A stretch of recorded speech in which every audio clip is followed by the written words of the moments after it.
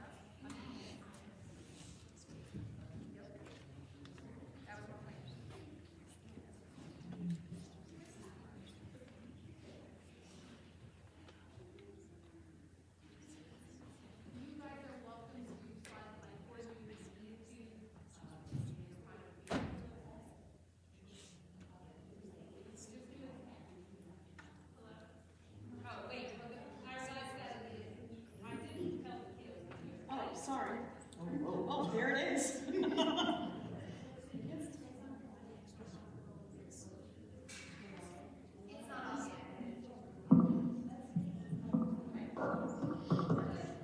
All right, testing, 1, 2, 3. Testing, 1, 2, 3. Testing.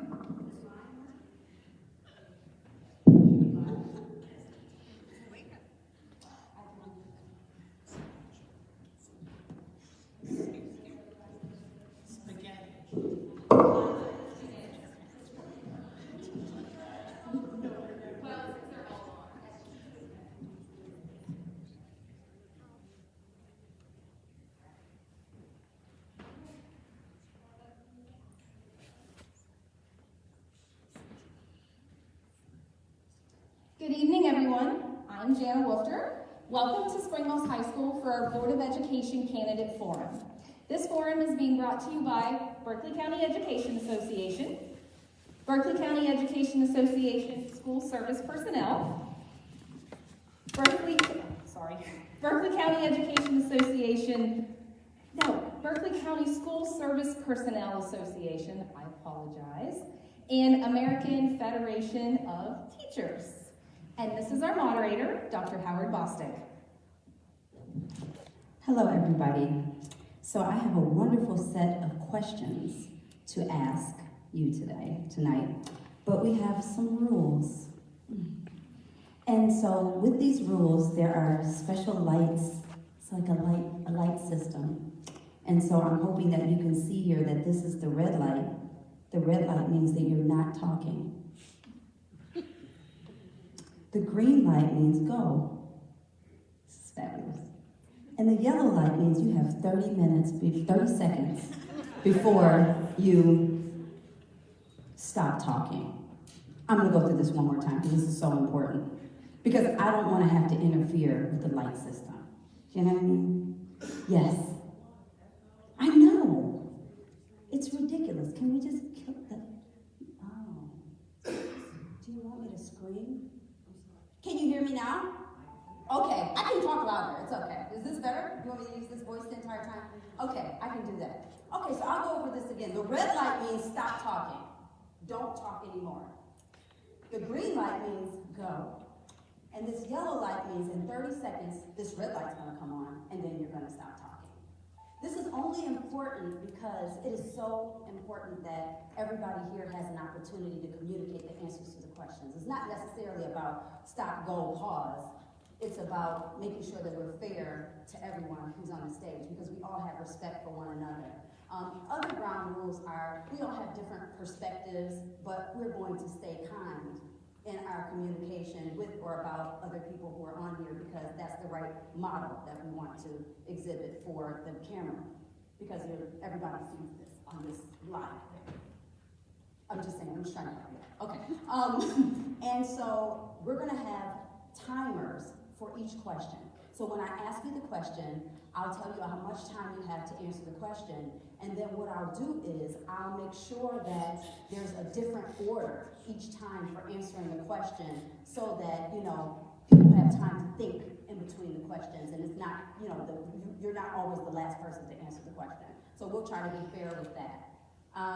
So now I'm going to list the candidates by their district and name tag, right? We have Ron Hurst III, and he's from Adams Stephen District. We have Jackie Long from Adams Stephen District as well. We have Betty DeHaven from Norburn District, Valerie Ledford from Shenandoah District, Christian Wasco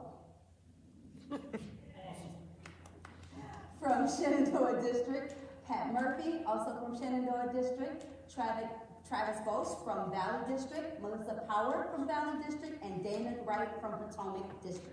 So this is our team, and we're going to begin our questions. Some of these questions are a little tricky, but I'm not responsible for that.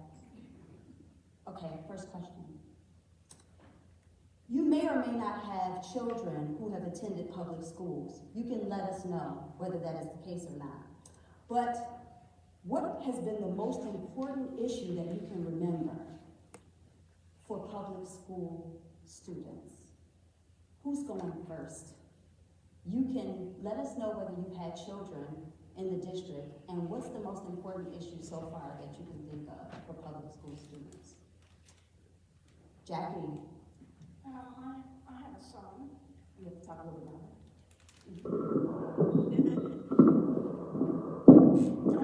I have a son that went through public schools, and my most important issue at that time was for him to get a quality education and a good education, and that he was respectful to his teachers.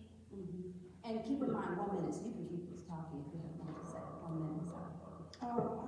I also felt that I wanted him to participate in everything he could, and that he had the option to participate. I think today is a lot different than when children went to school 30 years ago or 40 years ago as he did. We have a lot more parameters. Students have a lot more issues to deal with, and we expect more of them. So, the public school system is the way to go. Thank you, Jackie. Who is next? Don't hurt yourself. Yes, Betty. Yes, I have grandchildren in the public school system of Berkeley County. My main concern is that they are not taught socialism in the schools, that they will embrace our Constitution, and that it holds true to them. Thank you. Yes. Pat Murphy? Okay, I have 2 children who have graduated from Berkeley County schools. One of my children, because of the economy, we pushed that child into the school system as soon as we could, and the child was not ready at the level. And so the decision we as parents made was to hold our child back rather than the school system holding it back. And I think that that's a big fallacy in the system. We're moving students along who are not ready to go on. Thank you. Yes, we'll listen, and then we'll go down here. Okay. I have 2 children. Both of my children are teenagers. Previously, they were enrolled in a public school system within Washington County Public Schools in Maryland. Since we had moved into Berkeley County, we discovered through the pandemic that they had done better, fared better with online learning. So we chose to do an online learning route for them. because it helped them understand the material better and more easily. And biggest concern that they have is bullying within the school system, which is one of the reasons why they did not choose to want to be in a public school right now. And my biggest concern is CRT. All right, thank you. Ron, yes. So I have one child in the school system right now. My biggest focus for him since he started school has always been, I wanted him to be challenged enough. He entered school already a pretty intelligent young man, and some of the teachers struggled with him immediately because of his hyperactivity, and we discovered really quickly it was because he was bored. He was getting some of his work done fast, so I wanted to make sure he was getting challenged enough, so I offered suggestions and worked with his teachers to get the right resources for him. And I think that's important, that our kids are challenged enough. Another thing that I definitely wanted to keep track of was making sure he wasn't being bullied. And I haven't had a big issue with that. I can say that about the school system. He hasn't struggled with that, hardly at all. So not coming home to me with a black eye or anything crazy like that. We don't want that to happen. All right. Damon, yes. Thank you. I have 3 of my children graduated from Berkeley County schools, and I have a grandson that's in pre-K right now. So I think I have that broad range because I think all 3 of my children had different experiences. I think one of the most important things that they were able to see different aspects of things. I think that seeing the diversity in terms of the education, my youngest child got more of that than my oldest.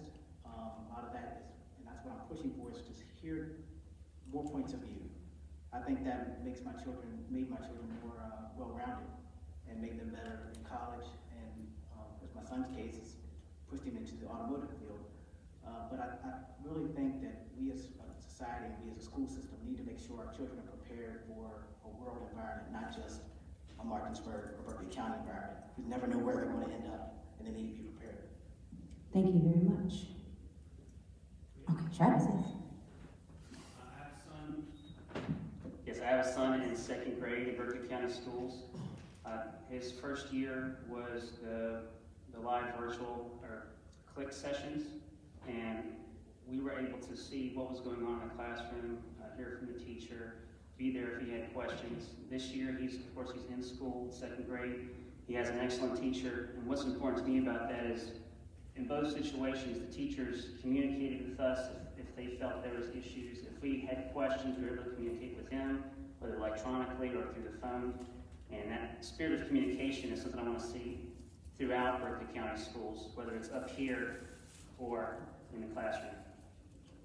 Thank you, Travis. Valerie or Christian? Okay, thank you. I'm a parent of a child that goes to intermediate, and I'm sorry, we actually fostered and adopted.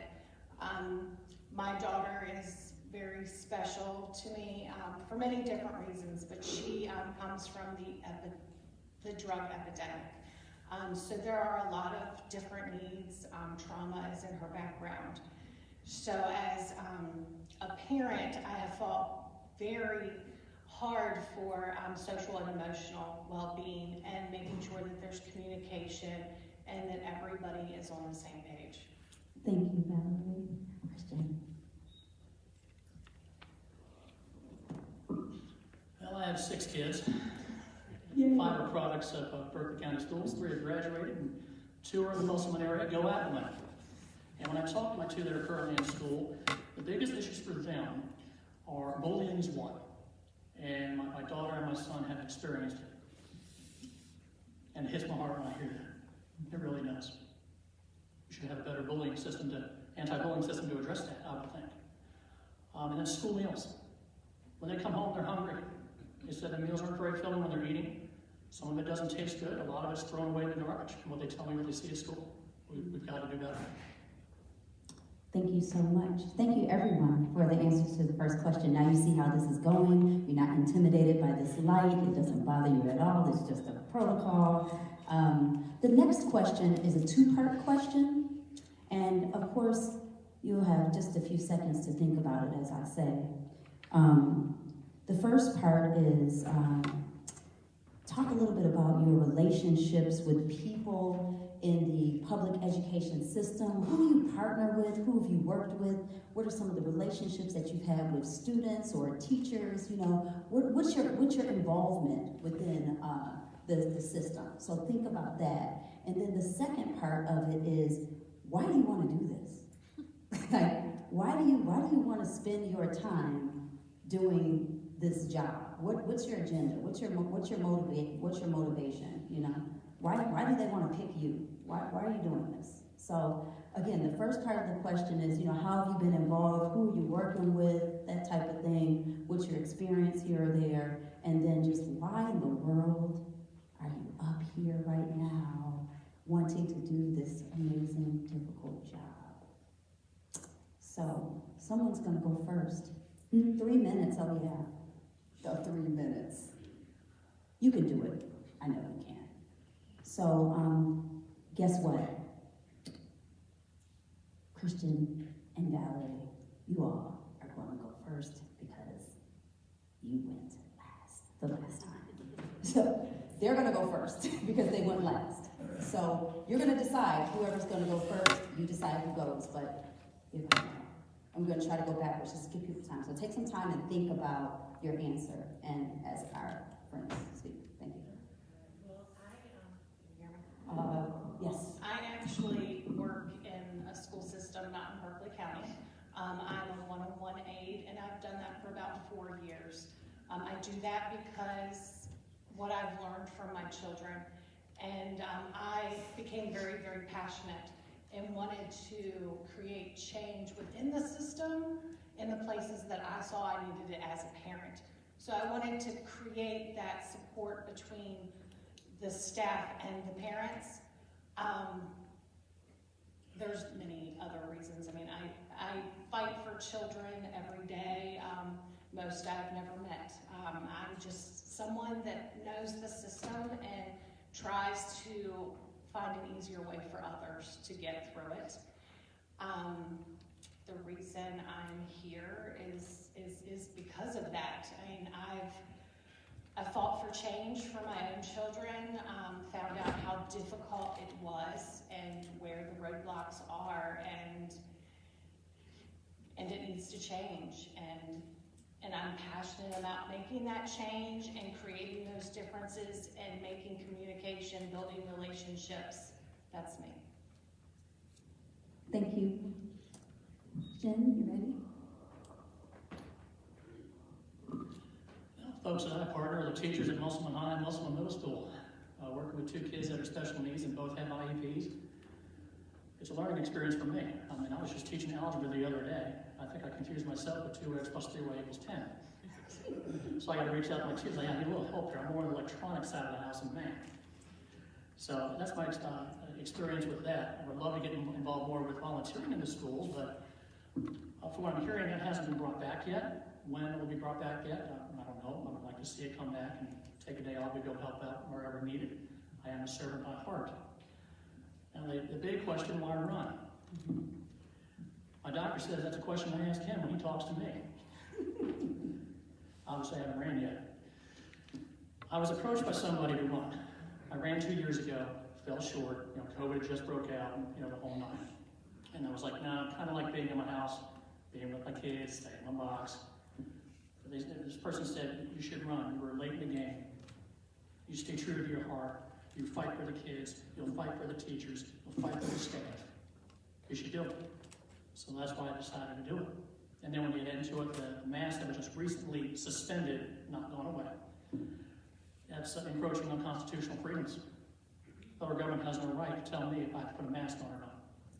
I mean, if I told my kids before COVID, I want you to mask up every day so you don't get sick, I guarantee you somebody would have called CPS about that before COVID came out. Guaranteed. Thank you. Yes, Betty. Yes. I'm a great-grandmother, a grandmother, and a mom. And I'm very concerned about my grandchildren and great-grandchildren in the school system. One of the reasons is my great-grandson, 13 years old, said that his teachers came to him and asked him to read something to them in cursive because they could not read the paperwork in cursive. So he read the paperwork to them. And I think that sets a precedent that we need to improve our school system to the ultimate, to the max, to give them the best education we can provide them, and to keep them safe while in their schools as well, and not to be bullied, and also learn to the best of their abilities. Okay, you have a little bit more time. Do you want to tell some of the ways that you partner with some of your involvement? Some of your involvement within the school system? Who are you working with, or you have a little I more am time? not working in the school system. I don't need to. I know enough of what's happening. It really concerned me when Loudoun County, Virginia, came up with so many problems with the school system. And I said, is that going to hit Berkeley County as well? So I became very concerned about my grandchildren's education. Thank you. I'm over 18 years old. I am a U.S. citizen. I am a resident of Berkeley County and Martinsburg, West Virginia. Thank you. You're very welcome. All right, next. Then you want to take a second? Okay. I guess I've been working in the school system, well, with the school system for many years. I'm currently the chairperson for the Berkeley County Diversity Council. I volunteered this year and several years previous for mock interviews. I did the science fair this year, I did mock interviews this year. I've done mock interviews at Musselman and Spring Mills. I've also for several years, I've taken students on a bus trip to a college fair. I've raised money to give scholarships to students. I have met with every superintendent from Annie Arvon, Chuck Hatfield, and now the current Dr. Murphy on various issues that I feel need to change in the school system. I've been to board meetings several times over the years, pushing for improvements for teachers. I've met with the special ed head to advocate for parents, met with parents, with the head of special education when they were having issues in the classroom. I think that there are at least 3 other people on the stage that have been volunteering over the years to help make Berkeley County schools better. I think it's better, it's easy to throw stones from the outside. It's harder to work inside and try to make change. I'm running because I think I can do more on the board than I could working on the fringes. I've been on various advisory boards. I'd rather than be an advisor, I'd rather be the one saying, hey, we can pass this or we can do this, and getting the inside scoop of everything. It's hard to, a lot of times I'm just learning now what the board does. There's a perception of what the board can do and what the board can't do. And I want to make sure that that's transparent to the community so you know what our roles are, what we can do, what we can't do. We cannot suddenly just raise everybody's pay. That's not in the board has no position to do that. That's the legislature's job. Our job is to try to find any means to supplement that income, which is what I would like to try to do. So like I said, I think I've been volunteering for years and years to make things better. I've spoken with teachers and I've spoken with community members, even the chief of police, on various issues as well to make our community better. And I'm going to continue doing that if I'm elected to the board. Thank you very much. Travis. Yes. As I mentioned before, I think I have a good relationship with my son's teachers, first grade, second grade. Also, he was having some issues in gym class. I called the gym teacher. He spoke to us. We got that straightened out. Something I'd like to see. Our school doesn't have it right now. The principal wants to do it. Is the Watchdogs program. We did that previously.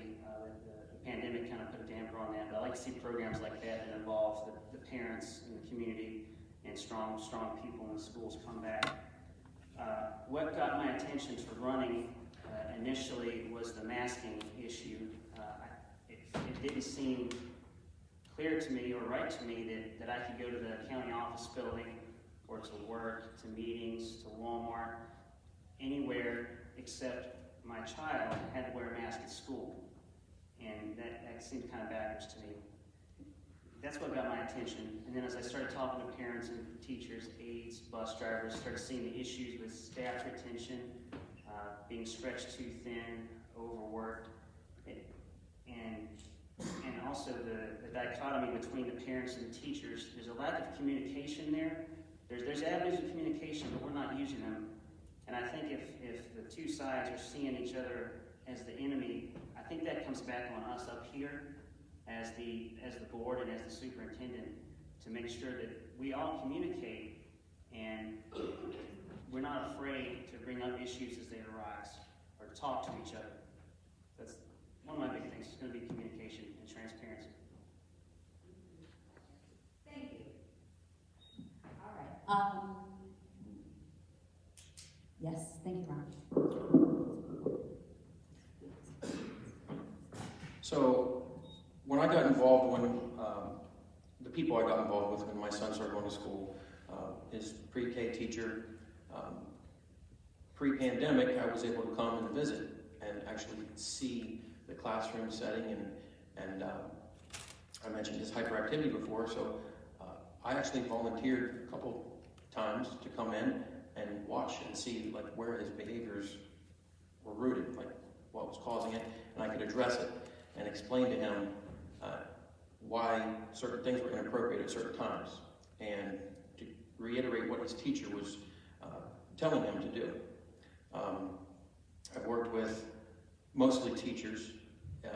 He had an IEP started, again, pre-pandemic, and I interacted with one assistant principal, interacted with one of the psychologists in the schools, and counselor, just working on improving my son's academic achievements. Like I said, he learns very well. So we were providing the right resources that could help him exceed the expectations that were given him. The reason I decided to run, it starts off by being, I would say, poked and prodded by my federal government. That kind of spurred me on to start looking more into things that I'd been hearing about for far too long. Things in the schools going on around the nation. And I started to investigate and to speak with local parents and finding out that some of these things are going on here. When I sent a FOIA request, I found out that these schools do follow federal court opinion, that they do allow mixed gender bathroom usage. I don't think that's a very wise decision at all to be following that. Now, I understand that there's a lot of work to overturn something like that, and I'm willing to put in that kind of work. I don't think a single person here disagrees that we want to keep our students safe. I don't think a single person here wants our children to feel like they're in an environment where they can be harmed. Quoting from National Sexual Violence Center, they say 1 in 4 females are sexually assaulted before they turn 18. And 1 in 10 are assaulted by intimate partners. West Virginia ranks 6th in teen pregnancies as well. So that seems like a very unwise thing and something that we should all seek to push back against. And it would take a community effort, not just the school board.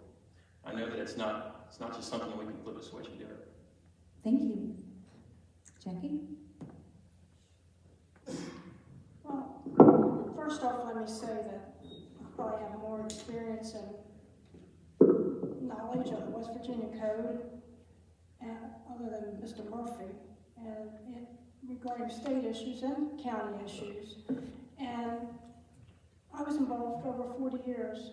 I was employed for 40 years in Berkeley County Schools and involved that much longer.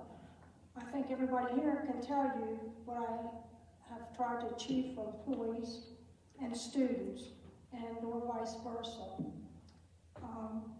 I don't think that we would have a lot of these things that we have today if I hadn't put forth the efforts that myself and others did in Charleston trying to get laws passed for this county and other counties, and for our students in general.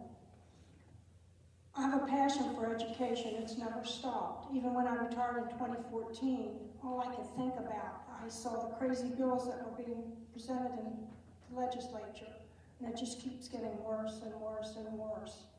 And I knew that I had to put my name on that ballot the last time, because I also saw what was going on at the board level. It was constantly a 2-3 vote and not much discussion.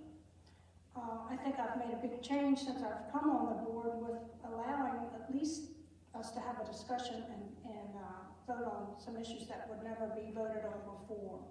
But I want to continue what I'm doing, and I think anybody out there will tell you, and I don't mean this to pat myself on the back or brag, but what I have put forth in education in those last 40 years, and I won't change. My motto has always been, we serve children. It will continue to be that, because that's why we're in this system, to serve these kids. And that's what I want to continue to do. And I will continue to make sure that students get what they deserve, whether it's mental health issues, increased math and reading interventionists. We've placed a lot of those into schools, social workers. Since the pandemic, behavior is off the Richter scale. And I blame that on the pandemic, but I also blame that on lack of parent involvement and lack of respect for education in general. So I would like to continue what I've been doing, and thank you. Thank you. Yes, please.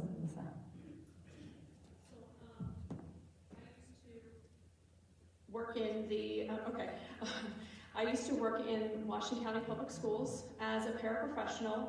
I specifically worked with a group of students who had behavioral difficulties. It was not unheard of for myself as well as my fellow coworkers to, on a daily basis, undergo severe treatment from students. We were bit, hit, kicked, punched, called any name under the sun. We had lack of supervisor support, as well as policies that were coming down from the Board of Education there that were not actually servicing the students. And what I saw was this disparity occurring between the policies that were enacted and the actual individuals in the classroom. At the same time, I also worked as a president of the PTO at the school that my children went to at the time, and worked at trying to bring in parents and taking the teachers and bringing them together.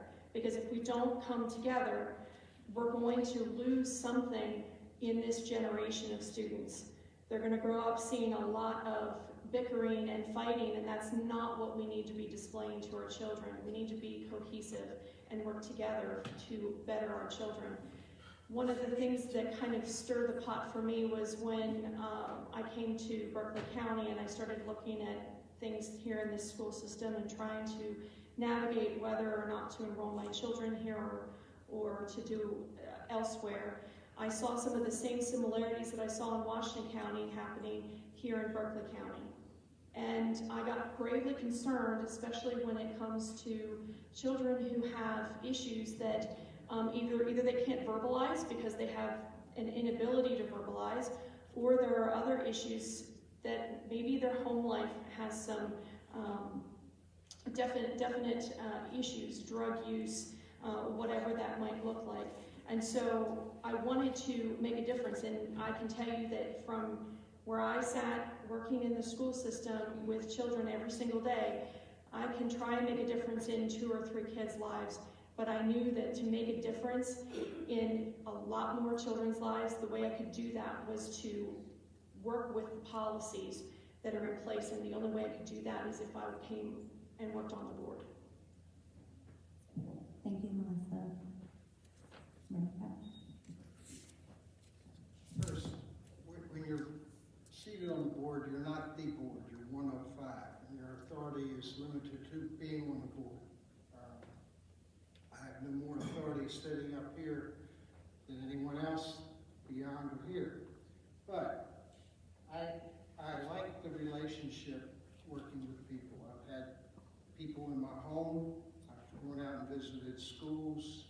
I've really enjoyed sitting in the seat right beside the band instructor in the music room because you get all that beautiful, wonderful music around your ears.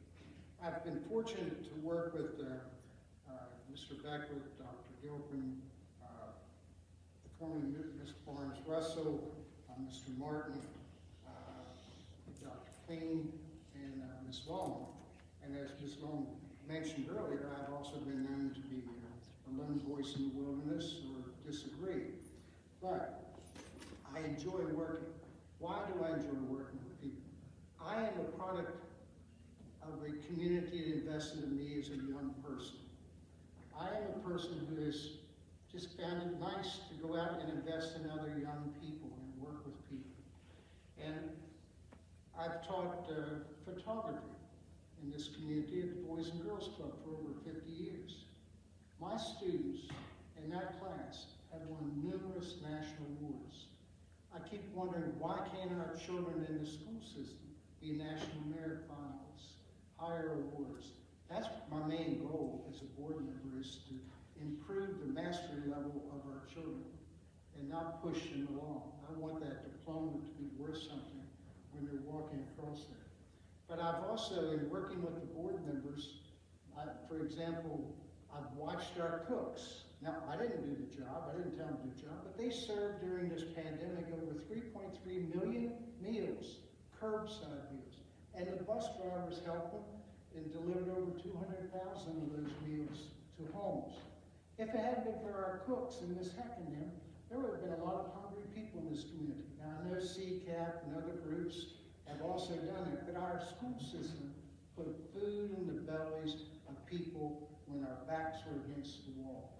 I'm not part of that, but I observed it, and I voted to enable that, and I appreciate it.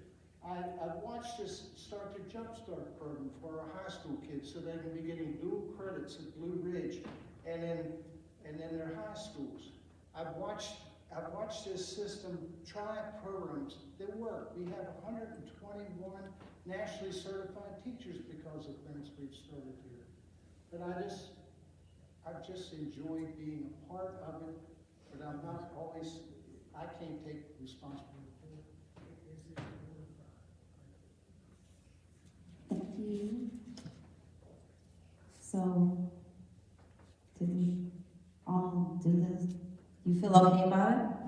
The answers were interesting, very different perspectives from everybody. So, I'm skipping a question. How about that? I'm going to skip a question. I'm going to go with another 3-minute question because it's a better question to ask next. So, here's the question. It's another 2-part one. Don't you love those? First part, what are your thoughts on how to retain and encourage teachers? And the second part, what are your thoughts on how to retain and encourage service employees who work for Berkeley County Schools? So I want to hear 2 answers to this question,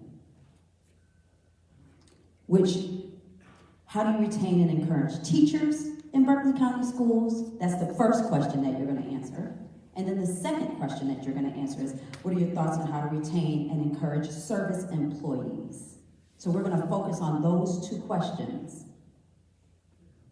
You're first. That's a good question.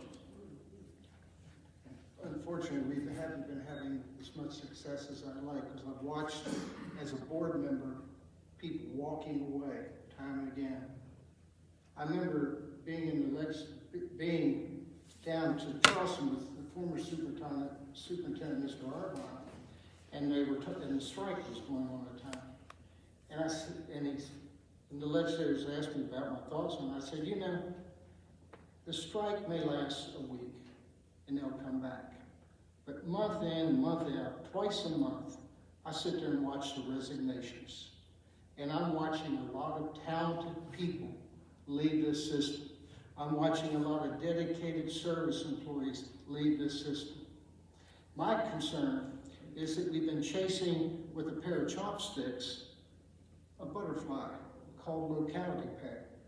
And we're not getting anywhere with it. This community needs to sit down and find another approach. And I would suggest that we need to look at the judicial approach. I've seen a lot of reform happen because of court decisions. Our legislators are in powerful positions, but they have not succeeded. Just this past session, the state police, they were trying to get locality pay up here for the state police. It didn't work. So that's one thing I think we need to do is use a different approach, get better minds to mind to discuss how would you do that.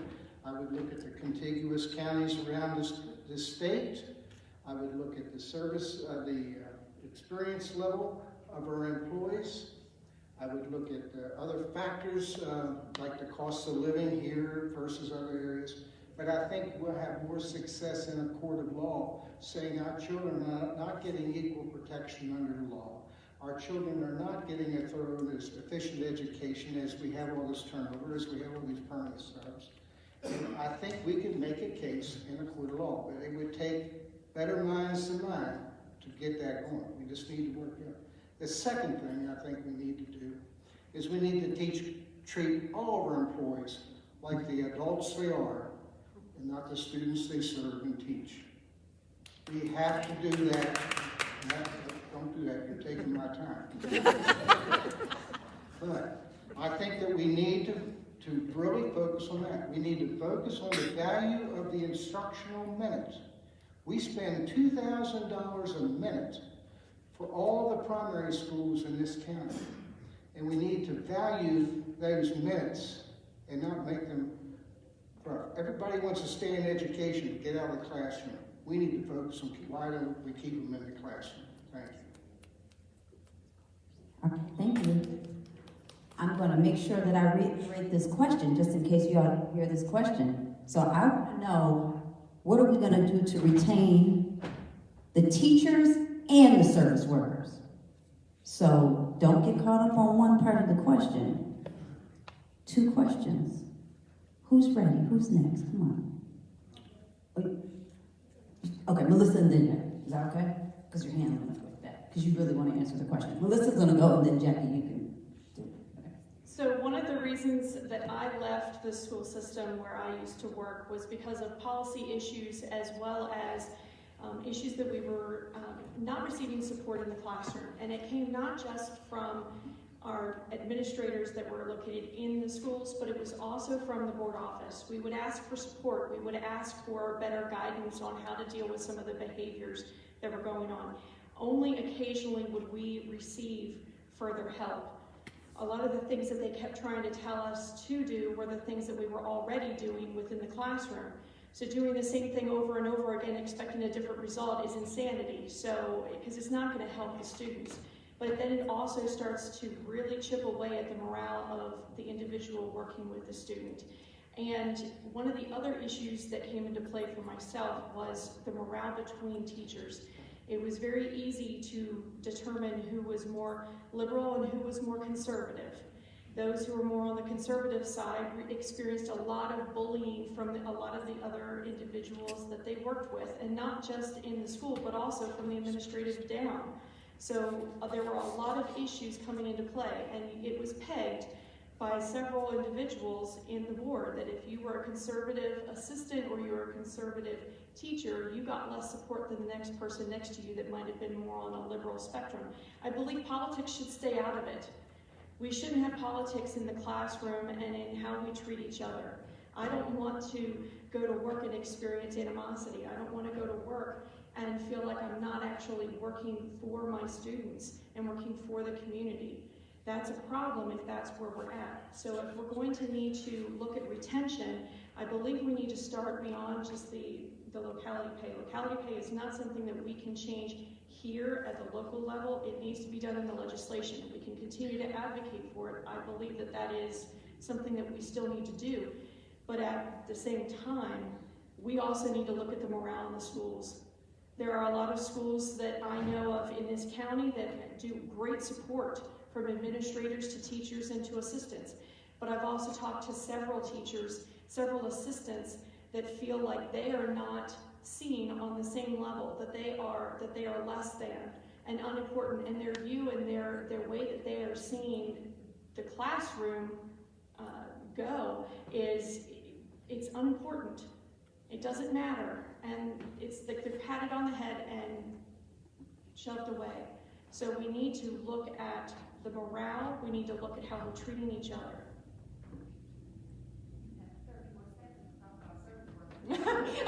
Well, the same goes for service workers.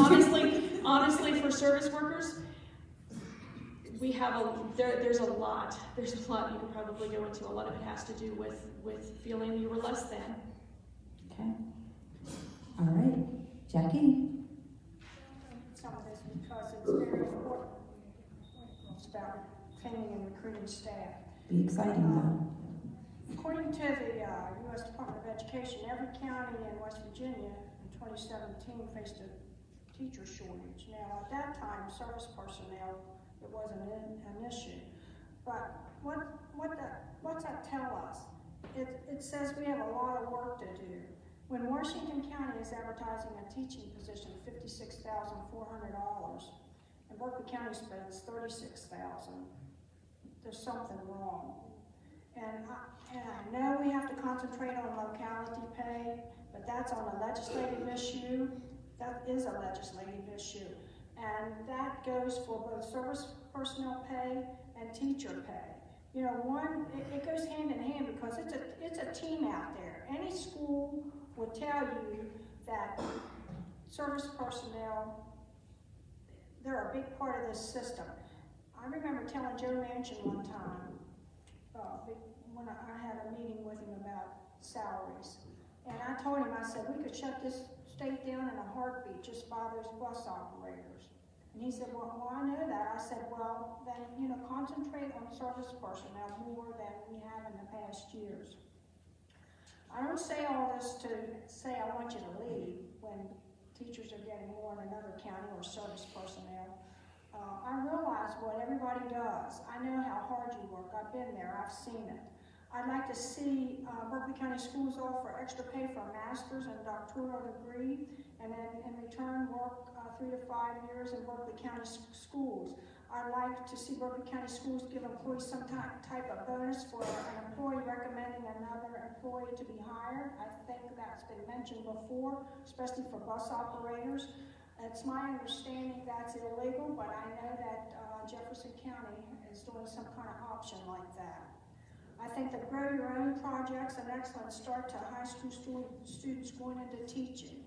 Berkeley County also has revamped their mentoring program, and we now have a teacher in residency program. There's so much that we have to offer, but somehow, something's not mixing here. Both professional and service personnel, we have to push to increase pay for more higher stipends, even more stipends for bus operators, cooks, cafeteria workers, especially all together, we need stipends, more stipends and bonuses because we're definitely not going to get salary increases from the state. We'll get it this year because of its election year. Pat Murphy and myself were instrumental in ensuring that the increase in housing allowance and the sick leave incentive bonuses were passed. But that's just immediate, and that's not long term. I want the Board of Ed to initiate a committee that consists of educators, community members, city and council leaders at large, and business leaders and young leaders Jackie, thank you. That was great. Thank you. Thank you. Thank you. All right. Patty, you want to go next? Thank you so much. I suggest that we cut programs that are not totally necessary for basic learning to find out if the teachers, what they are teaching, is it in their hearts that they want to teach the particular things that they are teaching. When I was Before I retired, I worked in Washington, D.C., but I paid the price. I sacrificed a lot of my time to go into the city because I made better money and I had benefits. I'd worked there for a number of years already, and I had 12 years to retire. But I would make that trek into Washington, D.C. every day. I got up at 4 o'clock for 12 years. I'd get home at 7, but I paid the price. If people want more money, we're not Washington, D.C., okay? We are not Alexandria, Virginia. We are not we're going that way. We're becoming a big city. And with that should be better salaries, of course. And I'm always for better salaries for teachers. I don't think they should live a poor life, but to treat them, give them the money, substantial monies to run, to take care of them and their families. Service personnel, I heard a story from a bus driver who said that this past year, that 4 students were sitting in each seat. They were sitting in each other's laps. That's unacceptable. And I don't know why that was happening. They said they took it to the superintendent and didn't get any responses from it. But service personnel should be treated as well as anybody else. They should get the proper salaries for what is across the board for service personnel. And I think that covers it for me. Thank you. Valerie, just... Well, I am going to put both of those questions together because I believe as a board, as a community, when you are in a school, you matter just as much as the next person when it comes to employees. Whether you went to college or not, you're there for those students and you're there to do a job. And that job is what creates our society and our communities. And that's important. With that being said, there's a lot of fear. There's a lot of fear to speak up and do what's right, and that's not right. There should not be fear, there should not be intimidation, and there should not be any repercussions for speaking your mind when you see an issue. What I think for retention, I've actually been kind of working on a plan. I would like to take some of our CARES money and pay all of our professionals to choose to go to classes that would benefit them and the community. I would like to open it up to the parents so that we can all sit side by side and we can learn the same things, so we can do all of the same things for the students inside and outside of the school. I think because we have that CARES money, we should be able to offer payment for choosing to go to that meeting and continued education. And those parents can maybe become an ambassador for the school so they can also help in different ways. I think we really, really have to work on connection and communication and working to what's better for everyone. We can't point fingers anymore. We've got to look deep down and see where the issues are. And our legislators, I'm sorry, they're not doing it. And I will tell you, I've been that parent that's been out there talking to them, and as soon as you say something that makes sense, they shut the door on you and they don't want to talk anymore. But I keep going back. And eventually they answer me because they know I'm not going to stop. And that's what I would do for retention. Thank you. Right.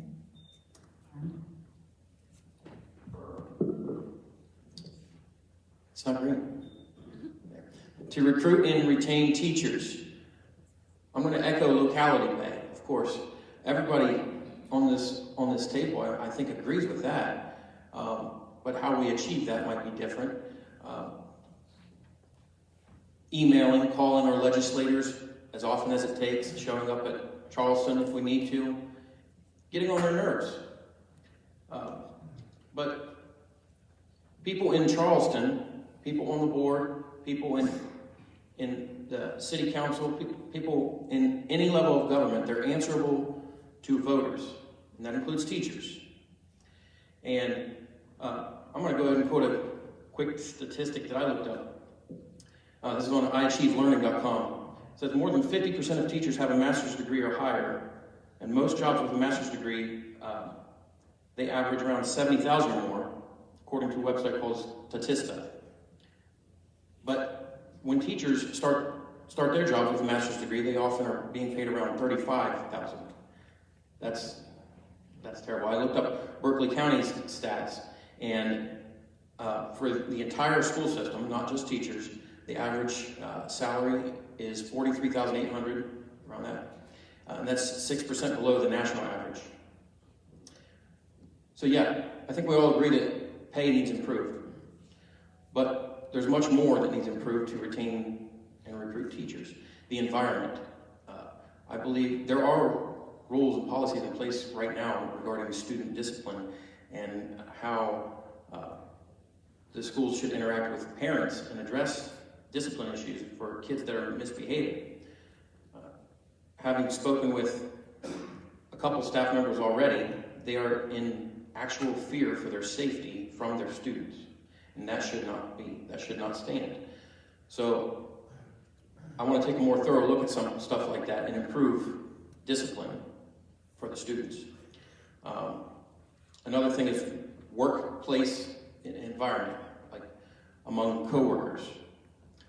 A couple teachers approached me secretly for fear of being judged. They didn't want to come to me publicly and talk about their stances on things that they disagree with going on in the schools. That shouldn't be, and I agree with Valerie, what she said about if somebody sees an issue, they shouldn't be afraid. Now regarding service personnel, a couple of them have come to me saying that they're talking, again, workplace environment. I want to crack down on stuff like that and address issues like that, and that stuff should not be tolerated between coworkers. Thank you. Dana, you ready? One of the things that I was looking into is, like a lot of times when I say teachers, I'm talking about staff as well, because to me, I was talking to somebody when we first started, when children first get on the bus driver teaches them things. They can teach them about how to listen from one, don't stand up, sit down, various different things. They can set the tone before the child even gets in the school system. And then the teachers go from there, and then all the other service personnel in school. All of the staff as a whole, to me, they're all teachers. We're all the time, they're teaching the students something. We as parents are teaching our children things we don't even realize. We don't have to say things. We know that we're teaching the students, we're teaching our children when we're not even saying anything. Just by our actions, we're teaching things. And that follows in the school system as well. My thing is, I want to know from the principals, what are you doing to make your staff feel valued? Are you, if they're thinking about leaving, are you like, oh, okay, and just not say anything? It's like, okay, you know, gotta leave, gotta go. No, you should be thinking, okay, well, please, I need you to stay, you're valued, we really need you here. Same for service personnel, we need to maybe be doing the same things. Several years ago, my brother used to work for Berkeley County Schools. He was, everybody, wherever we went, if I was walking with him and I heard Mr. Wright, I knew it was not, they were not talking to me. Everybody knew who my brother was. They all loved him. He tried to apply to be a principal, or actually to get an administrative job in Berkeley County Schools. He never got an interview until he said he was leaving, and then they called to bring him back. That should not happen to any teacher and any service personnel, period. You should at least have the opportunity to interview for a position and not get a call later saying, oh, we really, really want you. Well, it's too late now, especially when we're fighting with all these neighboring counties. We need to make sure that every single employee knows that they are valued, that they're important, not just for the school, but for each and every student, because every interaction they have with the students needs to be a positive one. But at the same time, we need to make sure that every teacher knows that the teacher and staff knows they're going to be held accountable. We can't let bad teachers get by. We have to be able to, the ones that are excellent, put them on a pedestal. This is what you need to aspire to. but also holding the ones that are not doing their jobs accountable. And that starts not just for bus drivers and everything else, that starts at the board office, the superintendent, everyone. Like I said before, I've been going to board meetings, and I've been trying to push for accountability for a long time. And it needs that air, they could care less about accountability for years, and I want to bring that back from every single level. Thank you. Christian? It's okay. Very good question we got here. Oh, yeah. Retaining teachers and retaining service personnel. First, teachers, I want to thank you for everything that you do. It's a thankless job being a servant. Service personnel, same to y'all. One teacher told me maybe somebody from the board office ought to come down and substitute teach about to understand the problem that we're dealing with. On the professional teacher side, last check, we have 1,774 professional teacher billings for our school system, 245 openings. These openings are currently being filled by current teachers and some substitutes. While current teachers, where are you getting the free time to go substitute? You're losing planning period. Planning periods are important. My mom teaches for 45 years. She loves her planning period. Pay is another thing we need to address. You can go north of Washington County, south of Frederick, but if you want to take that hump over the Blue Ridge into Loudoun County, you can make a lot more cash and maybe a lot less headaches to deal with. Our teachers need local control in their classrooms. It is your classroom to run how you see fit. State law provides that if you have a student that is disruptive or interrupting student learning, you can show them the door, send them to the principal's office, provided school board policy with further discipline from the state. Well, we have problems with kids cussing out teachers, being mean to each other in the classroom, unruly in the classroom. What in the board policy is hindering us from teachers to be able to do their job so the disorderly one can be addressed, and the other good kids that want to learn and want to succeed and do well can do that. Service personnel, bus drivers, and talking with some of them, the pay needs to be raised. They don't get their first check until after they complete training and do 25 routes. Also, the issue with their bus driver shortage is when you get a CDL license, where's the requirement if you leave immediately after you get your CDL to stay? If you're going to leave, you better pay for your CDL. If you're going to stay, give me 2 years, we'll pay for your CDL to give me time to backfill you. Now, as far as food service and janitorial and admin staff, I'd like to dive more in deep and meet more of those people. We have a secretary from Musselman High. God bless her, good woman. She works hard for what she does. And it was sad to hear. It took her 25 years to reach a pay of $30,000 a year. Those admin staff sometimes catch some unruly people that come in that front office wanting to talk to the principals. Your principals need to back the teachers. Without a good principal and admin staff backing the teachers in the trenches, it's not going to work. My mother said that. She's had some good principals that have backed her up and she was able to get things done. She's had some bad principals and things weren't working so well. And that's what we got to do. Thank you. Travis? Well, I'll let everybody else go first. So, not to echo everything that Valerie and Damon and Christian just said, I'll echo it a little bit. A lot of our staff, they're sharing responsibility, covering for shortages, and they're doing a really good job of it. But that's not sustainable. Higher pay is not enough anymore. People are leaving just because they're not even going to higher paying jobs.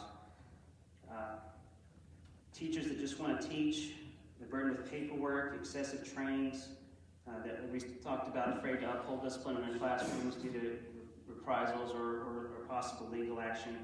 What we need to do as the board, well, the board can't do everything, but the board approves hiring decisions, the superintendent responds to the board, the superintendent runs the school system. The climate in the school system needs to be that whatever your position is, teacher, aide, staff, service person, bus driver, that if you have an issue, don't be afraid to bring it up. If you're stretched too thin, don't be afraid to talk to us. Even if you have a problem with your administration, don't be afraid to bring that up. And I want that to be clear that we have an open line of communication throughout the school system, and we have your back. If someone is going to take, I want us to be responsible, the board, the people that run the county, to be responsible for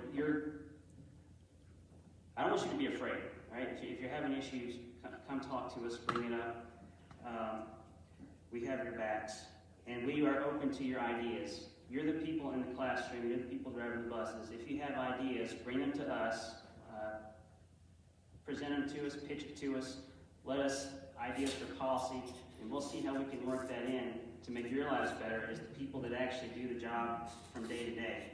And we're going to continue, on top of that, we're going to continue to advocate to legislators, to commissioners, to the justice system to get the pay that we need, whether that's locality pay or adequate raises, whatever that is. We can multitask and do those things at the same time. Thank you.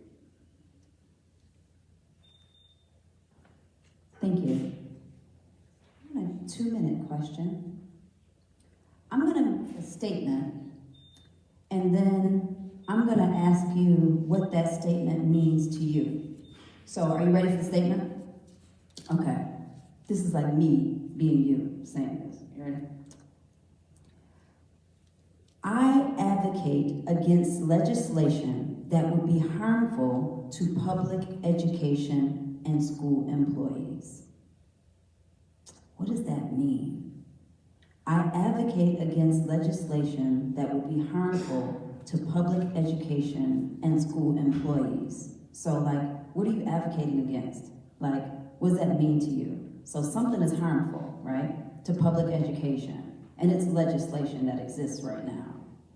Tell me what that is really harmful, and just tell me what that means for you to do that, you know? You're gonna advocate, this is harmful, you don't like it, it's yucky. Tell us about what that is. I wanna know. Travis, you gotta go first. It's legislation that's harmful to public education and teachers, aides, bus drivers, employees. So some things that came up, the 15-day leave policy. Whether or not it's a good idea in the long run, it's not what we need right now. It's a distraction. If they say it's to curb absenteeism, well, 15 days is 15 days. It doesn't matter if you get it all up front and get it throughout the year. If someone's going to waste their 15 days, you're going to waste their 15 days. So that was something that didn't need to happen right now.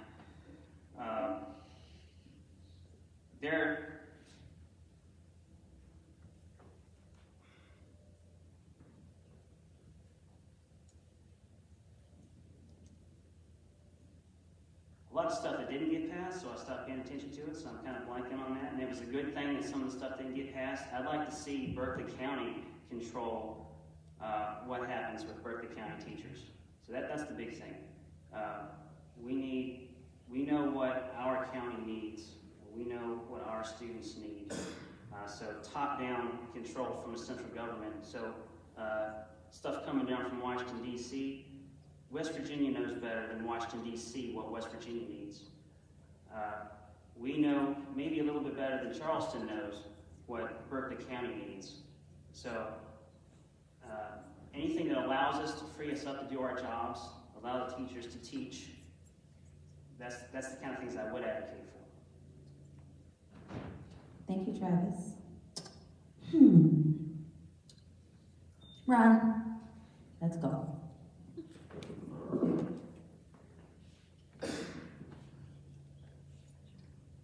So, of course, I am against any kind of harmful legislation that would mess with teachers' leave. I agree with what Travis mentioned there. That I forget the House bill or Senate bill that was proposed there. That's just something that shouldn't be messed with, especially not at this time. This is not the appropriate juncture to be looking into that. Maybe, I forget the senator's name who was also a teacher who spoke up against it. I agreed with some of her sentiments. She would have been willing to compromise if they gave him a little more days up front from the beginning of the school year. I can't name any specific recent ones off the top of my head that I'm also against. Because as he mentioned, I mean, many of them didn't pass. But there are some currently that I know that tie the hands of the school system, the local school systems, in that, going back to the discipline I mentioned, we aren't allowed to address certain behaviors in the right manner. I believe discipline should start in the home. And if it's not happening in the home, that's going to carry over into the school system. So there's got to be a way where the students understand somebody's got to draw the line for these students and their behaviors. And there are some laws in place that tie a teacher's hands. They're not allowed to protect one student from another if there's an altercation.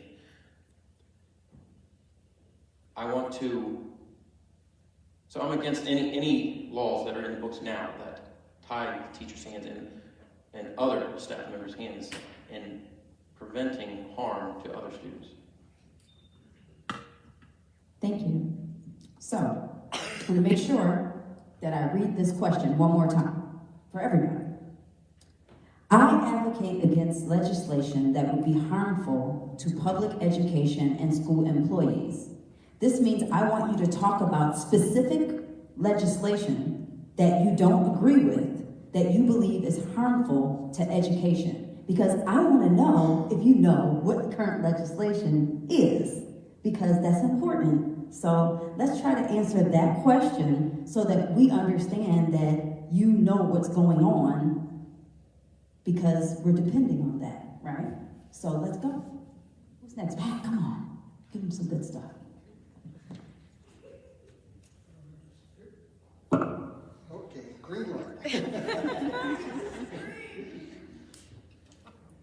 I'll get a shirt up here. I'll speak up. Here's a poster I bought down at the Holocaust Museum. These purple ones were for Jehovah's Witnesses in the concentration camps because they went to see how Hitler. This red one would have been me because I was a political dissident. Thank you. This pink one was for gay people. This black one was for gypsies. And the yellow ones were for Jews. Now, why am I using one of my worn out bulletin board displays? Because I didn't like bulletin boards. Because we had an effort over a non-issue called critical race theory. It's like me telling you, I'm going to put a steering wheel on every bus. Well, they're already there. But we're not teaching critical race theory. But the direction we went was going to chill history teachers teaching in this state. Don't do it. Because some parties want their history taught like you go to Mattress Warehouse and dial your comfort level. They want that type of history. We need candid history. We need history that Churchill said, those that fail to learn from history are doomed to repeat it. Why am I telling you this? Because 5 years ago this August down in Charlottesville, Virginia, we had a bunch of people saying Jews will not replace us. They were saying that. Do we recognize what's happening in this country when we have these false issues like that?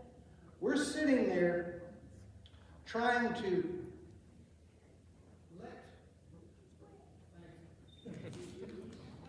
Thanks for that poster and everything with the displays and stuff. Pat Murphy brought props to everybody. You have to step up your game. You have to make an invisible prop or something because he brought props.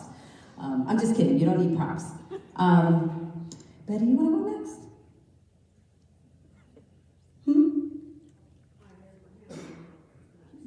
Yeah, come on. I saw your face. You were ready to talk. Let's go. Let's talk about it.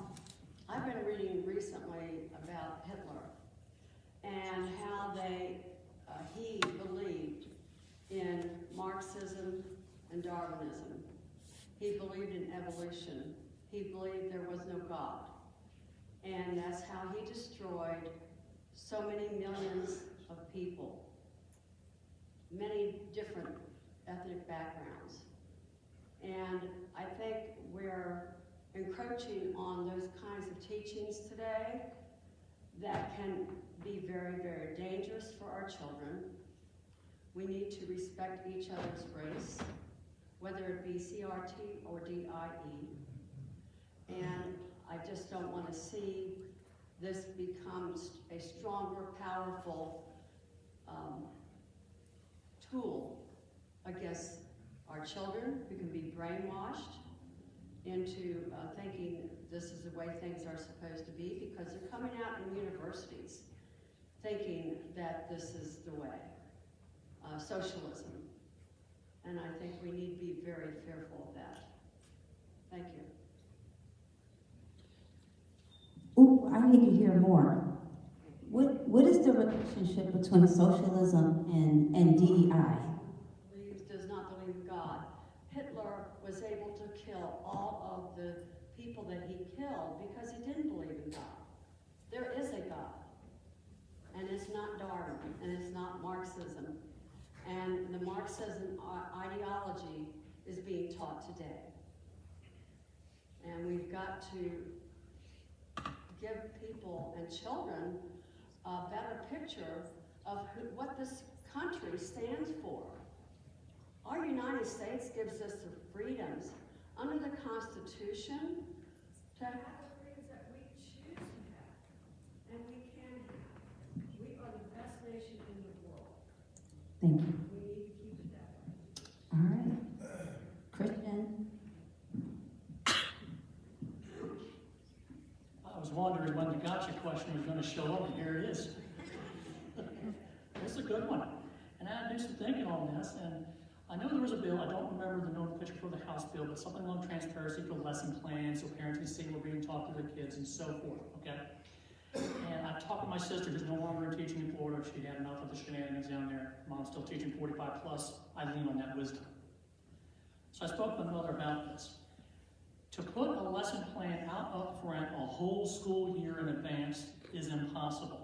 It'll take at least 40 hours of work just to put that together. In my Air Force days, we had things called, policy would say it's etched in jello, subject to change. Lessons plans change. My mom said she would plan for a week and have a couple days for when there's something doesn't go as the lesson plan is written out. You can have a teacher out for a day or two, or God knows how much longer with medical issues or anything like that, or students missing out. However, if something were put in place where parents say, hey, what do you teach my kid? I want to know the whole year. Just, what are you teaching? I see them working for a dual purpose. One, the parent can understand what's being taught to their kids, so if the kids need help at home, they can help them. I mean, algebra right now is beginning to be a headache for me, and so is Spanish. And it helps the teacher out to where they're not being asked a whole year. Just a day. Give me 10 minutes, let you know what I'm teaching them this week, or whatever this day, that's fine. Not a whole year. That is just too much. Takes too much time. Our teachers work on the clock 8 hours, but you're working more than 8-hour days. You're grading papers at home. You're losing your planning periods, filling in for others that aren't there. You're working hard. And that's what I would fight to keep out is year-long lesson plans.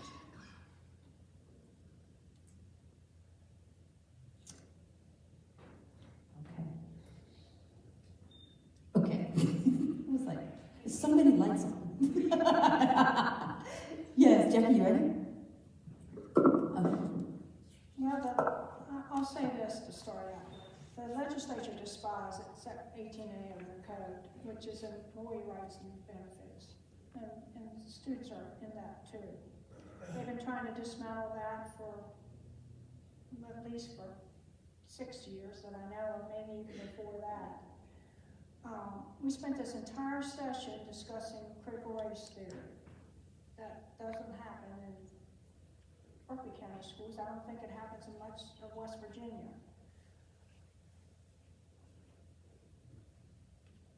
Why are we trying to dismantle public education? I don't get it. I mean, somebody's gonna have to explain that to me so we can start a new system. That's what I see happening. We'll dismantle public education so we can start another system where we don't have to pay employees even what we're paying them now. You don't have to follow any rules, and you can go about however you please. We also spent time on locality pay, and that was a good thing, but the bottom line is that's not going to happen because the rest of the legislators don't get locality pay. We spent all this time on having teachers turn in their lesson plans for a year. Who does that? I mean, teachers' lesson plans change daily. And then to take away the leave, it's just a constant. We're going to take away this, we're going to take away that, we're going to take away this, but then we're going to give them this 5% pay raise, and I'm telling you, that is because of election year. I've seen it millions of times. So employees are scared to death. They don't know what's going to happen to them next. What rug's going to be pulled out from underneath of them? So we have to do better. We can't speak out of both sides of our mouth and say, we're going to help you, we're going to give you this raise, but then we're going to, who's going to monitor it? Who would have monitored the lesson plan deal? How could you have even monitored that? And how are you going to teach? I don't get it. Somebody's got to explain. Thank you. Is that it? You got something? You have it, Darren? We're ready? Okay, let's hear it. Without advocating against legislation that is harmful to public education and school employees, yes. For those of you that listen to WRNR, sometimes you'll hear me on there or read my comments. I always ask the question of different legislators, what bills have you put forward? Sorry, what bills are you going to put forward that are addressing the loss of our teachers and staff? There have been very few, if any, that are for that purpose. We create micro schools, charter schools, things, put a Hope Scholarship out there. Those things don't put money and resources into the public school systems that are struggling now. They're spreading it out into other areas. You don't fix a problem. If I have a leak in my house, I have several leaks. Well, I'm just gonna put a new pipe. It's not gonna stop the leak. If I just have another pipe, it's just gonna flow through fine on that pipe, but the other pipe is still gonna leak and get worse and worse and worse as it goes. The money and resources are gonna get taken out. And then what are you gonna be left with? Then people are gonna complain, oh, our public schools are failing. Well, of course they are. This is the way you planned it. This is an intentional act to try to harm public schools. And of course I would advocate against that. We talk about non-issues. People want to consistently bring up CRT. I've asked people on this panel, I've asked a legislator that brought up CRT, please give me a specific example of the CRT as you know it. I have never heard a word back, not one specific example of CRT being taught. If you claim it's there, please show me, because if you're trying to teach white students to hate themselves, I will be right there fighting with you to stop that. But if that's not happening, please stop saying that it's happening, because it's an issue that's not there, and we need to address real issues that affect our staff. Thanks for talking about the real issues. Now, give me a chance to tell you to come. That's okay. You ready? Okay. Do it. All right. So, in the diversity and equity and inclusion policy, there are several locations where you can start to see the interweavings of social justice. You can start seeing the interweavings of CRT, one of which is referenced in the Equity and Inclusion Professional Learning Logic Model that is posted on Berkeley County Schools website. In it is called Deep Equity. That's one of the things that they are utilizing. When I say they, I mean Berkeley County Schools, in teaching to teachers. Whether it's being utilized or not, it is posted on the website as if it is. The person who this Deep Equity is based on is by Gary Howard. Gary Howard has written several pieces of information, one of which is How We Are White. That is working with the Southern Poverty Loss Center. So there's just a little bit with that. But then somebody asked me, okay, well, where in the curriculum do we go? Okay. I have right here the Next Generation Curriculum Map Connections that's found on the Berkeley Schools website for grades 6 through 8. Go to page 3 of it. And in order to satisfy essential next generation standards and objectives of trace and develop of civil rights for minority groups in the United States, they are talking about building social justice and going to a website called teachingforchange.org. On this website, under educational resources, it talks about looking up social justice books. If you go to the About section on social justice books, the links for it will also take you to Reading While White. I have asked several different ways from Sunday why people say that there's no CRT, and yet here I am providing you evidence of CRT in our schools. I've talked with many teachers within the school system, and those who are afraid to speak up have said that there is CRT in the schools. Sometimes some teachers are utilizing certain information from these websites, and some are not. So it not being there, it's there. Okay, the light is red. It's red. Okay. But it's red. It's okay. We aren't here to fight. We're here to talk. So, we're going to move to Valerie, right? I think so. Okay, this was a good question. Y'all got a little rowdy at the end there. I see you. That's okay, because it's important to you, right? It's okay. Ready? I know. So I will talk about CRT again. This is a term that seems to be a catch-all for things that a lot of people don't understand, such as diversity and equity and inclusion. As a lot of words have multiple definitions, and if we follow a thread far enough, we can always find something good or bad about it. However, I will speak about myself about diversity. When I first went to a diversity meeting, which I'm the co-chair of now with Damon, I thought it was just for people who were Black, because I was naive and I didn't know any better. And then I found out that diversity is actually about adversity. It's what makes us different, but also makes us the same. And that's mental illness, that is special needs, that encompasses everything.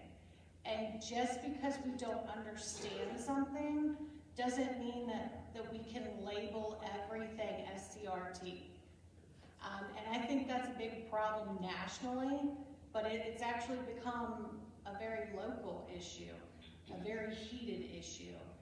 And unfortunately, it seems like only one side gets heard, whereas the other side is told they are wrong. And I think the truth might be somewhere in the middle, because if we believe something is a certain way, it doesn't matter, because we're still going to believe it.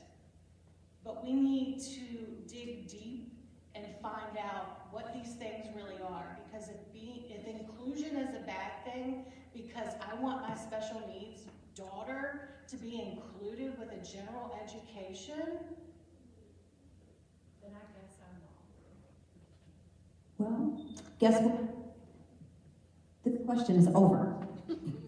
So if there was something you wanted to say, you missed that opportunity. The next question, and I don't need this. The next question that we're going to answer is going to be 2 minutes.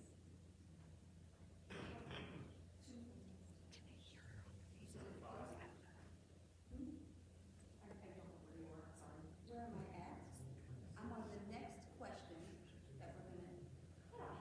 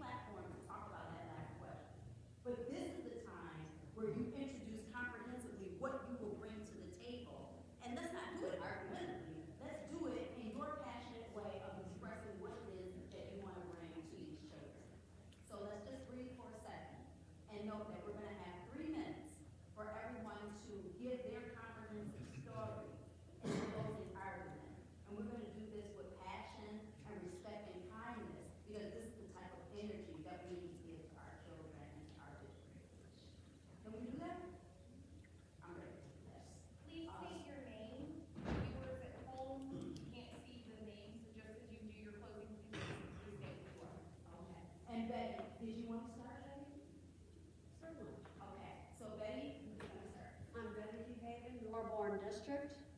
I think that the U.S. academic achievements are at an all-time low. To cease expanding on social issues, to teach basic learning skills, and to become proficient in subjects such as English, writing, and math. Learn about our Constitution. Understand people, and understand that we have freedoms, that we can express ourselves, and not to be looked down upon by other groups. To understand the teachers, to listen to the parents, children, and teachers, and make wise decisions based on what subject is at hand to decide what is best for the children. Thank you. You're welcome. Thank you, Betty. Thank you so much for all of your comments and for what you brought to the table. Next, Christian, do you want to make sure that you say this? Thank you. My name is Christian Wasco, and I'm from the Shenandoah District. I want to thank everybody for having us here today. And thank you for listening to me talk about my views on things. I'm sure you folks would rather be entertaining yourselves in other places and relaxing and getting ready for tomorrow's educational day. What I want to bring to the board if elected, we got to bring a cohesive unit to where teachers aren't afraid to talk to the board or administrators and vice versa. It is a mess. The teacher shortage somehow has to be addressed. The current teachers that are pulling double duty are overworked, overstressed. I don't know how y'all do it. My applause goes out to y'all for that. Thank you very much for being great teachers and taking on this issue. Our bus drivers need help as well. Routes are getting canceled, sometimes first thing in the morning where parents have to struggle to find out how to get their kids to school before they go to work. That needs to be addressed. Inappropriate material in our school libraries needs to be addressed. It's in violation of State Code West Virginia 61-88-2. It could be the county library in the adult section. If you have your ID showing you're going to read it, that's fine. But not in our school libraries.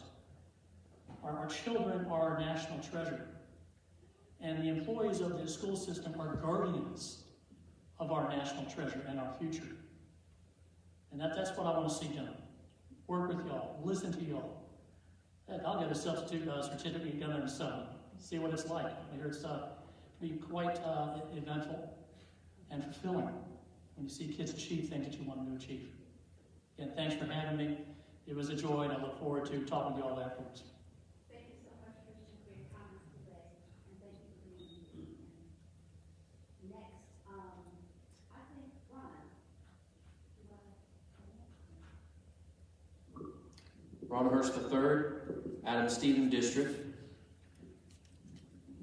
I did look up the statistics on proficiency for students in Berkeley County this past week, and the proficiency level in math, reading, and science was like 50-some% across this county.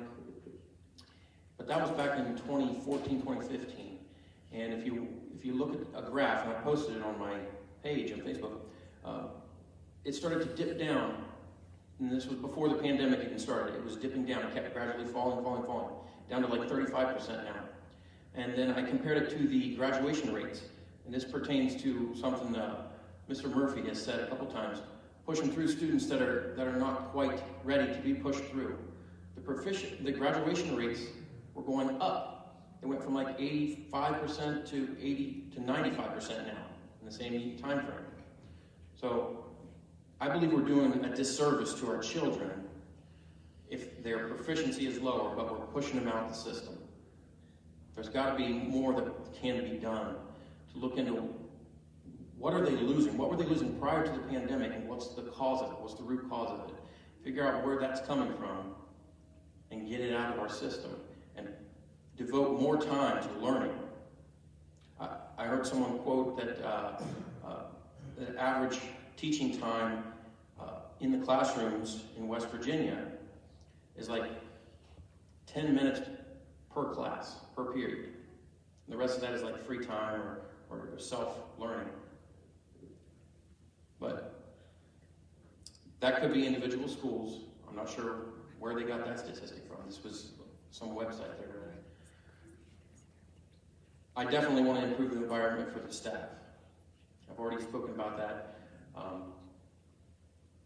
People have mentioned CRT, and I've been avoiding this subject for the most part tonight, but I will mention CRT is not being taught in our schools, and I have never specifically said that myself. CRT-like things, that's a phrase I've used, because what's going on across our nation is something called CRT praxis. Praxis is a word for it's being put into practice. I have looked up, and I looked up that deep equity resource that Melissa mentioned by Gary R. Howard. I encourage you all to look him up and look up his institution. And there's a paper he writes called How We Are White. We are teaching our teachers from this guy's resources. Thank you.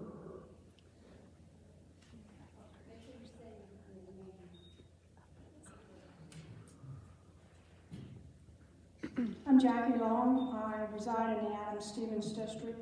And first I want to thank you for the invitation and having this forum. It's always good to speak to people that I know so well and I loved and that I've spent my entire career working with. Even though I retired in 2014, I never stopped me from being involved in education and passionate about students and employees. I feel so comfortable talking to you all. I know many of you know me, and you know that I have a good knowledge of the West Virginia Code, the Berkeley County Policies and Procedures, and the West Virginia Department of Education Policies and Procedures, and the state aid formula. I know what you do, how hard you work, from a classroom teacher to the kindergarten aide, to the early childhood teaching assistant, to the bus operator, to the cafeteria worker, to the secretary, to the maintenance department. I know the last couple of years have been horrible for anybody in the school system and for parents and students. I appreciate what you do from the bottom of my heart. Since I've been on the board, was appointed to the board March 15th, 2015, I was able to sit right down to a board meeting, and I honestly felt like I had always been there because I knew what was going on and the involvement it took and the codes and so forth and all about the school. And since then I've spent a lot of time with employees and parents and students because when people want to ask me a question and want to meet, I want to meet with them because you can't always get what's being said at the board meeting. I want to meet one-on-one. Many of my priorities are, I'm going to tell you about, but I've talked about retaining and recruiting employees, and I'm not going to go back into that. I think that both the professional and service personnel, we have to push for pay increase. I know pay isn't everything, but that's a start to get people in the door. We have to push for higher stipends and bonuses, anything that we can do to get money in our people's pockets. Like I said, money's not everything, and I'm going to go into some other things that are more important to me.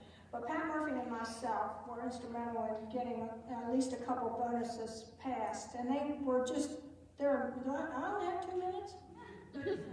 Oh, I'm not near finished. You're going to have to cut me off because I'm finishing.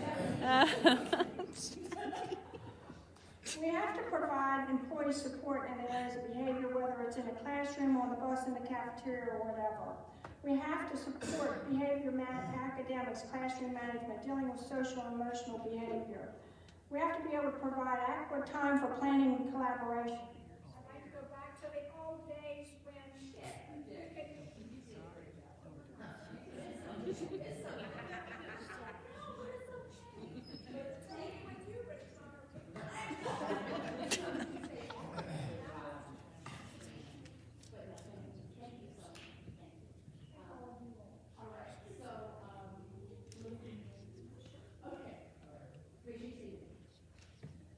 Ms. Melissa Power. I'm from the Valley District. I know that I literally just answered that one question. I was a little passionate on it. I'm passionate because I'm tired of lying. I'm tired of the deception that sometimes appears, and it's almost like a smoke screen. There are many things that are right with our school system, and then there are several things that are wrong. This is an area, whether we want to call it CRT Light, whether we want to call it straight up CRT. It's not just a graduate level course anymore. It is now being taught in undergraduate studies at several universities. University of Denver is one of them. Clemson University is another one. These aren't graduate courses anymore. They're filtering down. There's now critical race in education as one of the electives that can be taken by those who are going through and trying to get their teaching degree. So it's not even just things that we're seeing as professional trainings. We have to be mindful that while there are absolutely racial disparities that do still exist in our country, we shouldn't be ridiculing one side or labeling one side as less than just because the past of decades ago, or even 10 years ago, or even 2 years ago, there was a representation, a fringe person that did something that was absolutely and utterly wrong. I do believe that we all need to have conversations about things. I'm not above change. I myself have had several conversations with several people that were considered minorities by many people, and I actually changed my view. I'm not opposed to doing that. I'm not opposed to or above reproach at all. But I'm also going to stand here and I'm also going to be truthful and transparent. And that is what our school system needs. There's a lack of trust that has been interwoven in our county between parents, educators, whether it's from the administration or the classroom. It doesn't matter. There is a level of transparency that needs to begin, and that trust needs to get sown. And we can't ignore the issues that are staring us right in the face.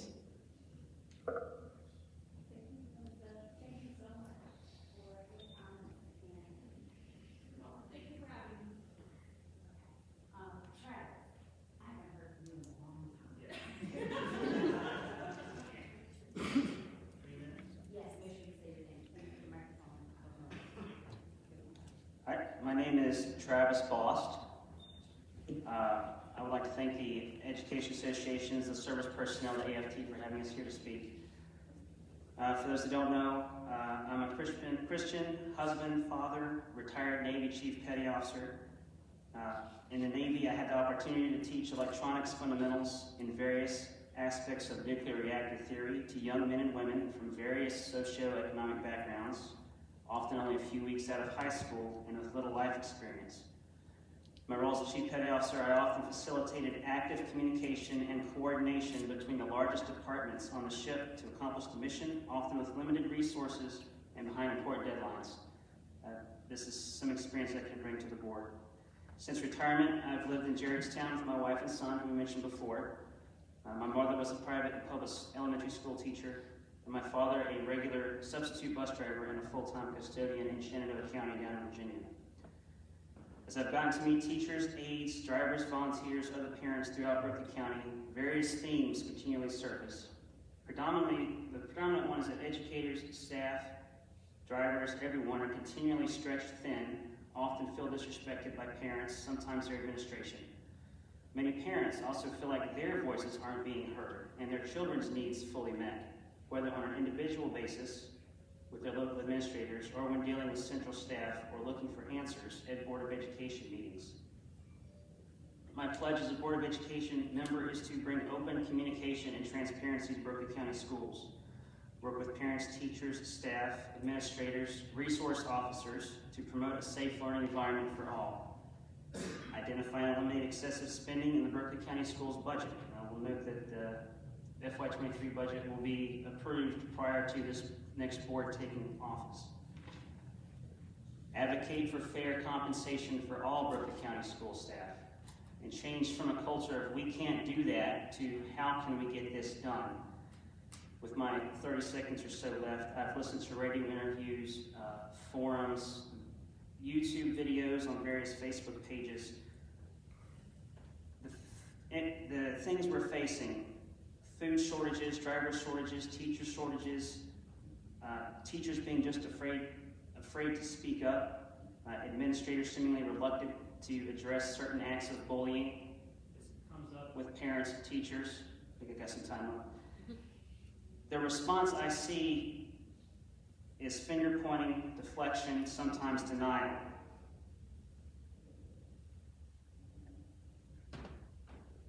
We hear you and we want to hear you, and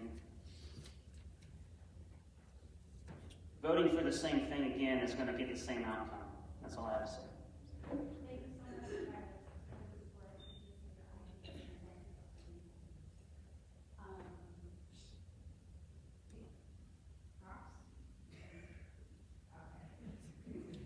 That's not very good. Are you props then? Okay, just want to know. Okay, all right. Pat Murphy. First, green light.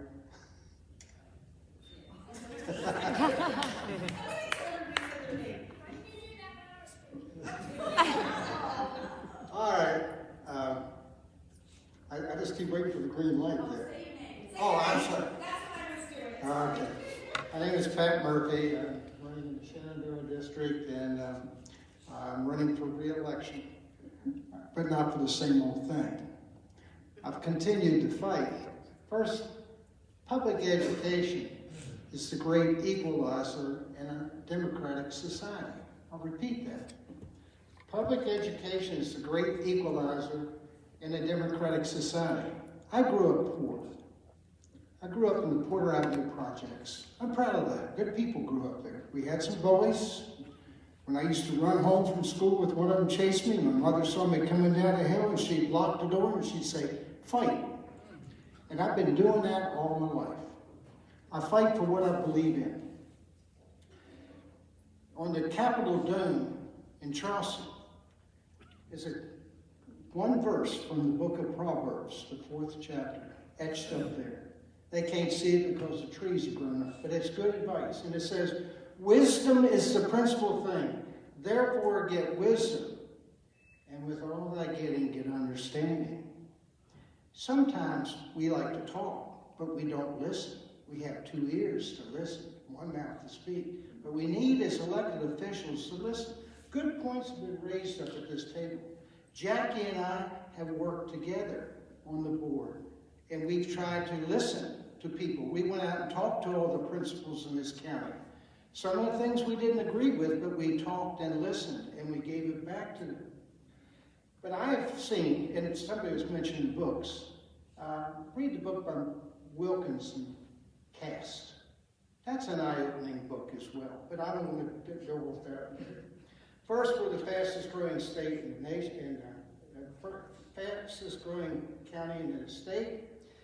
I've also learned over the years, I'm just throwing out bits and pieces here until I get the yellow light.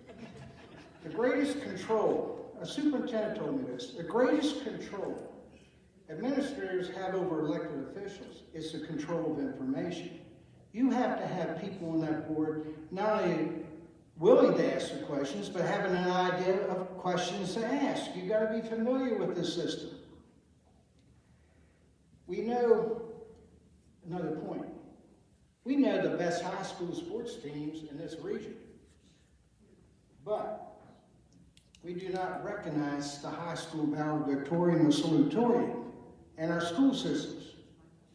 We don't, or give them the insight. It would be an orchestrated speech into their brilliance with a candid couple-minute speech at graduation. I used to love that. Those kids would say things and made everybody squirm on the stage, but it was true, just like we've heard here tonight.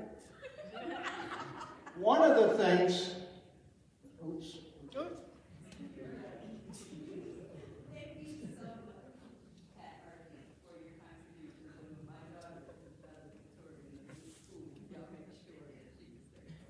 Thank you. Who wants to be next? You know that?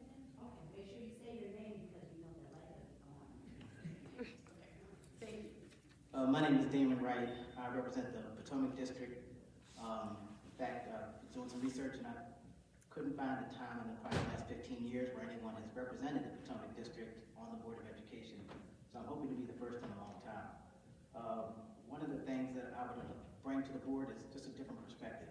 I think my years of working with people in various ways, like I said, I've sat down, worked with the chief of police on my job with the Department of Justice. Sometimes I have to travel around the country and train different people, various beliefs and faiths and everything else in terms of how to conduct their business so they don't get in trouble with the law. So my job is also to, talk to state and federal officials all the time, do pretty much every day. I want to form that transparency, that communication. I think there's the information is out there a lot of times, but when it becomes difficult to find, people don't think it's there. And sometimes we don't really know where to go. I've had issues sometimes in the past finding information. Sometimes I've had to do FOIA requests to get the data that I need. But I found that calling, emailing, even going down to the board office, I can get the information that I'm seeking.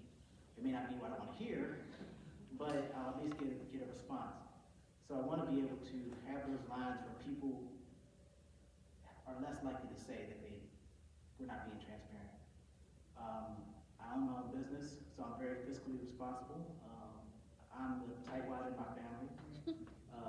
As my mother always likes to say, I was the one where we would go shopping for shoes, see a pair of Jordans, I'm like, I put the price, no, give me those other cheap shoes. I'll take those because I was thinking about my parents' money as well. So I'm going to be thinking about your money just the way I would think about my own. And I'm going to want a tight grip on that and spend it wisely on the things that we need, not on the things that maybe we want. I want our needs to met first. And those needs are going to be the needs that help students above everybody else. That may come at the cost of other people and other things, but as a board, our main objective is for the students and their future. And I think that would be what the staff would want as well, because that's why we're there, is to help the students. I want us to be able to raise the standards in our school system. I want to expect more. I want to demand more. I want our parents to demand more from their students. I want our teachers to demand more from our students as well. I want excellence, just like Ms. Bostic's children and the others that we've seen that have excelled in our school system. I want all students to be able to push for that, not just in athletics. I'm tired of seeing our athletic students then not go on to college because they don't have the grades. I want us to be held to a higher standard. I want us to be the cream of the crop in West Virginia and in this surrounding area. Thank you, Daniel. Thank you so much for your comments and your contributions, and thank you for being here.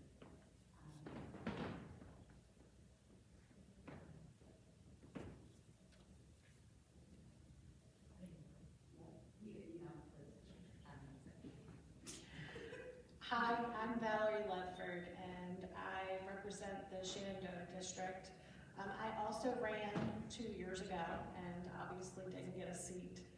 But I didn't let that stop me. Just because I didn't have a title didn't stop me from going out there and making the changes that I thought we needed. I've been going to Board of Education meetings for at least the last 5 years. I went when it was frowned upon to go to, and I was asked to not speak.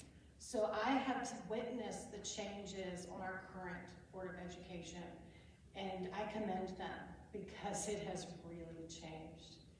And I would like to hope that I'm a little bit of part of that, because I would email and ask questions. And when we got the new superintendent, he said he had an open door policy, and I spoke every other week at board meetings, mainly to educate, and 5 months later, he opened his door to me. So I'm the candidate who's not gonna stop. No, to me, doesn't mean stop. It means find another way. And I will do that for all of our students and our staff, and that's just how it is. Thank you so much, Valerie. Thank you for your comments. Thank you.